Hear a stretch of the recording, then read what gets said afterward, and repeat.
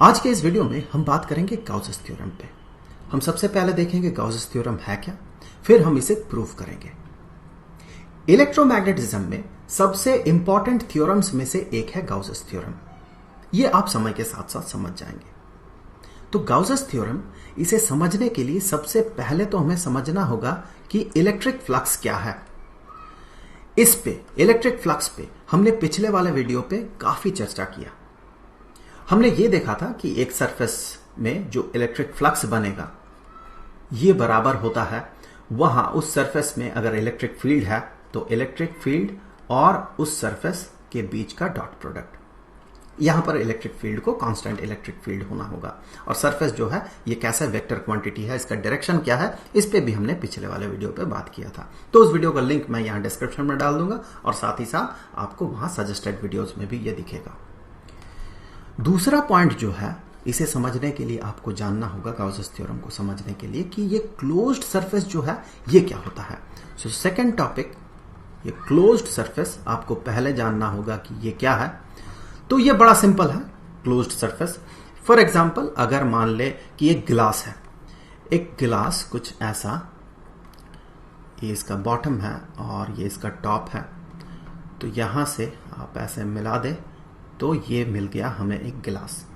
तो गिलास यहां से ओपन है, यहां से खुला हुआ है, यहां से आप पानी डाल सकते हैं यहां पर। तो ये ओपन है यहां से ये जो है ये एक सॉलिड सरफेस है। तो ग्लास को हम कहते हैं ओपन सरफेस क्योंकि ये जो है यहां से खुला हुआ है। वहीं पर अगर आप इसे एक ढक्कन से ढक देते हैं और इसे पूरी तरह से यहां सील कर देते हैं तो अब आपको ये जो टोटल सरफेस मिला एक, ये सरफेस होगा क्लोज्ड सरफेस। आप ऐसे भी समझ सकते हैं कि क्लोज्ड सरफेस में यहां पर बाहर वाले सरफेस से, यहां बाहर एक सरफेस होगा और ग्लास के अंदर एक सरफेस होगा। तो बाहर वाले सरफेस से अगर आपको अंदर वाले सरफेस में जाना होगा तो आपको इस सरफेस को पेनेट्रेट करते हुए जाना होगा।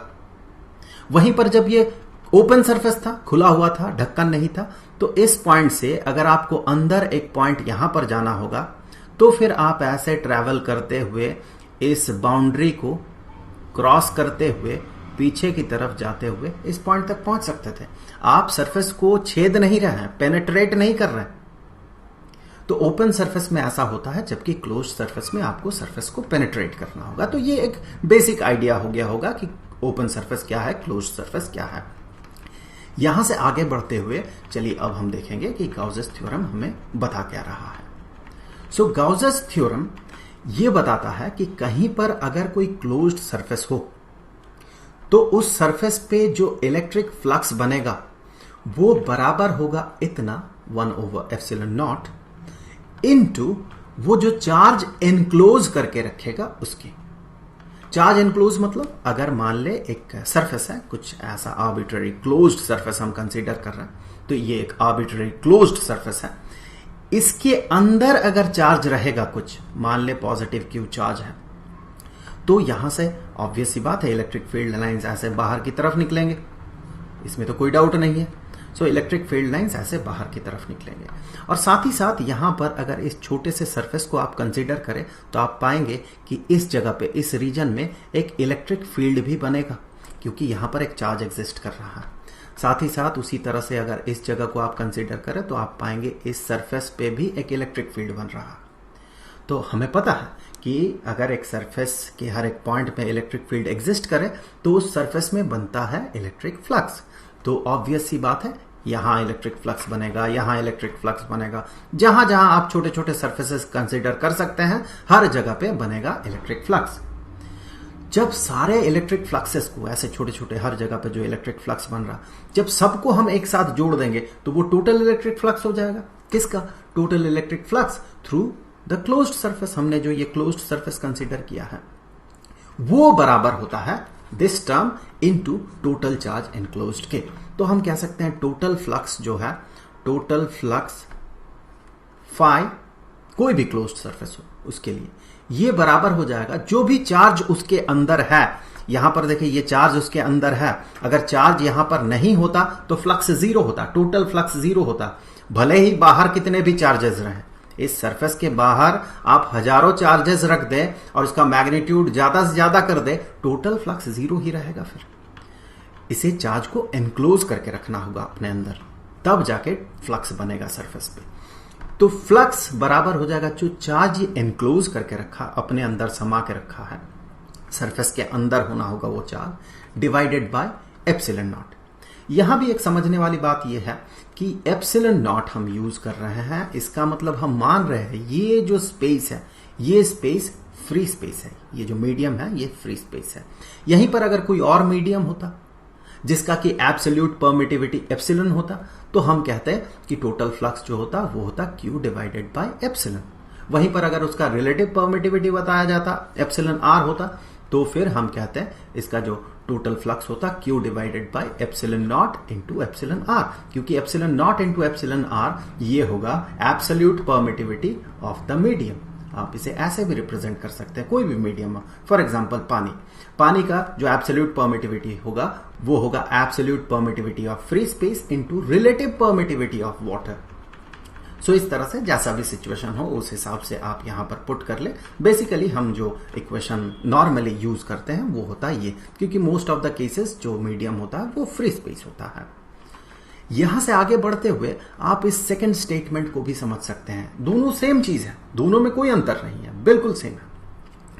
कैसे?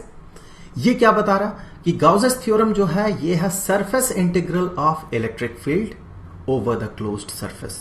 ये जो है ये बराबर होगा इतना इनटू चार्ज एनक्लोज्ड के, जो कि ऑब्वियसली यही है। मतलब कि टोटल फ्लक्स जो ये कह रहा है, रिप्रेजेंट कर रहा, उसी को रिप्रेजेंट कर रहा है ये surface integral of the electric field over the closed surface. कैसे चलिए समझते हैं। एक छोटा सा रीजन हमने यहां पर कंसीडर किया, छोटा सा। यहां इस छोटे से रीजन में जो सरफेस है वो सरफेस एरिया है ds। अगर हम वेक्टर के तौर पे इसे देखते हैं तो ऑब्वियस सी बात है इसका डायरेक्शन होगा नॉर्मली आउटवर्ड्स। तो यहां पर E डॉट ds जो होगा ये बताएगा यहां इस रीजन में फ्लक्स कितना होगा। तो चलिए फ्लक्स इस रीजन में बहुत छोटा सा एक फ्लक्स बनेगा, तो हमने कहा छोटा सा फ्लक्स जो है d फाई है। तो यहां से हम कह सकते हैं कि ये जो फ्लक्स बनेगा ये बराबर होगा, जैसे कि हमें पता है ये बराबर होगा इलेक्ट्रिक फील्ड और जो सरफेस एरिया है एज वेक्टर, इन दोनों का डॉट प्रोडक्ट। यहां देखने वाली बात यह है कि इलेक्ट्रिक फील्ड जो है ये एक वेक्टर क्वांटिटी है, तो हर जगह पे इस पॉइंट में जो इलेक्ट्रिक फील्ड है हम ये नहीं कहेंगे इस पॉइंट में भी वो इलेक्ट्रिक फील्ड है, नहीं। क्यों? क्योंकि डायरेक्शन बदल रहा है। यहां से फील्ड लाइंस इस तरह से बाहर की तरफ निकल रहा है, इस तरह से। तो इस जगह पे इलेक्ट्रिक फील्ड का डायरेक्शन ऐसा होगा, इस जगह पे इलेक्ट्रिक फील्ड का डायरेक्शन ऐसा होगा, यहां पर इलेक्ट्रिक फील्ड का डायरेक्शन ऐसा होगा। तो हर जगह पे इलेक्ट्रिक फील्ड का डायरेक्शन अलग अलग है। और इलेक्ट्रिक फील्ड चूंकि एक वेक्टर क्वांटिटी है, तो दो इलेक्ट्रिक फील्ड्स को, जैसे यहां इलेक्ट्रिक फील्ड और यहां इलेक्ट्रिक फील्ड, दोनों को सेम होने के लिए दोनों का मैग्नीट्यूड के साथ साथ डायरेक्शन भी सेम होना होगा। तो क्लियरली दिख रहा है डायरेक्शन सेम नहीं है, तो इलेक्ट्रिक फील्ड अलग अलग है। लेकिन हमने तो बात किया था कि ये जो फ्लक्स है, ये flux is equal to electric field dot area vector. ये हम तभी यूज कर सकते हैं जबकि इलेक्ट्रिक फील्ड उस एरिया पे कांस्टेंट हो। तो क्या हम यहां पर कह सकते हैं कि D phi is equal to E dot D S? चलिए देखते हैं। तो इलेक्ट्रिक फील्ड अलग हो लेकिन एक बहुत बहुत छोटे से एरिया के लिए, बहुत छोटा सा एरिया, इनफाइनाइटेसिमल एरिया, इसके लिए जो फील्ड होगा इसके हर एक पॉइंट में वो कांस्टेंट हम मान सकते हैं, क्योंकि वो बहुत बहुत बहुत छोटा एरिया है। तो यहां पर छोटा सा फ्लक्स जो होगा उसके लिए आप इस इलेक्ट्रिक फील्ड को कांस्टेंट मान सकते हैं, इतना सा सरफेस में। तो ये तो हो गया यहां का फ्लक्स, लेकिन हमें तो टोटल फ्लक्स चाहिए होगा। तो हम कहेंगे टोटल फ्लक्स जो होगा, टोटल फ्लक्स कैसे पता करेंगे? एक छोटा सा रीजन में फ्लक्स अगर इतना होगा, छोटा सा सरफेस में, तो टोटल फ्लक्स के लिए इसे हम कर देंगे इंटीग्रेट। तो इसे इंटीग्रेट करने का मतलब होगा ई डॉट डी एस को इंटीग्रेट करना। ई डॉट डी एस को हमने कर दिया इंटीग्रेट। यहां पर ये जो इंटीग्रल है, जो इंटीग्रेट कर रहे हैं हम, ये ओपन सरफेस में कर रहे हैं या क्लोज्ड सरफेस में कर रहे हैं? ऑब्वियस ही बात है, गाउसेस थ्योरम जो है ये होल्ड करेगा क्लोज्ड सरफेसेस के लिए। तो ये जो सरफेस है जहां पर हम इंटीग्रेट कर रहे हैं वो एक क्लोज्ड सरफेस है। उसे रिप्रेजेंट करने के लिए हम यहां पर एक सर्कल बना देते हैं। ये रिप्रेजेंट करता है क्लोज्ड सरफेस को। अब इस सरफेस को एक नाम दे देते हैं हम S, और यहां पर S अपेंड कर देते हैं। इसे जब हम पढ़ते हैं तो हम कहेंगे, सिंपली हम कह सकते हैं E.ds का integration over the closed surface S। वैसे इस पूरा एक्सप्रेशन है, इसका एक नाम है, इसी को कहा जाता है surface integral of electric field. देखिए, इलेक्ट्रिक फील्ड का सरफेस इंटीग्रल, तो यही जो एक्सप्रेशन है इसी का नाम है surface integral of electric field. और चूंकि ये क्लोज्ड सरफेस में हम इंटीग्रेट कर रहे हैं, इसीलिए ओवर द क्लोज्ड सरफेस। यहां से आप समझ सकते हैं कि यहां इस रीजन में जो सरफेस इंटीग्रल होगा, इस छोटे से रीजन में ds एरिया में, वो होगा E.ds। तो उसका सरफेस इंटीग्रल इतना होगा। लेकिन surface integral over the whole closed surface, पूरा का पूरा क्लोज्ड सरफेस में, वो हो जाएगा इतना। तो ये जो सेकंड स्टेटमेंट है, इसका मतलब ये निकल के आता है कि surface integral of electric field over the closed surface, जिसे कि हम कहते हैं closed surface integral of electric field, जिसे हम ऐसे रिप्रेजेंट करते हैं, और ये बराबर हो जाएगा 1/ε0 इनटू द चार्ज इनक्लोज्ड के। सो ये Q/ε0 के बराबर हो जाएगा। देखिए ये क्या है, ये है टोटल फ्लक्स, और हमने इससे पहले ही बात किया था फर्स्ट स्टेटमेंट में कि टोटल फ्लक्स इसके बराबर होगा। तो ऑब्वियस सी बात है, ये जो है इसके बराबर होगा। सो ये था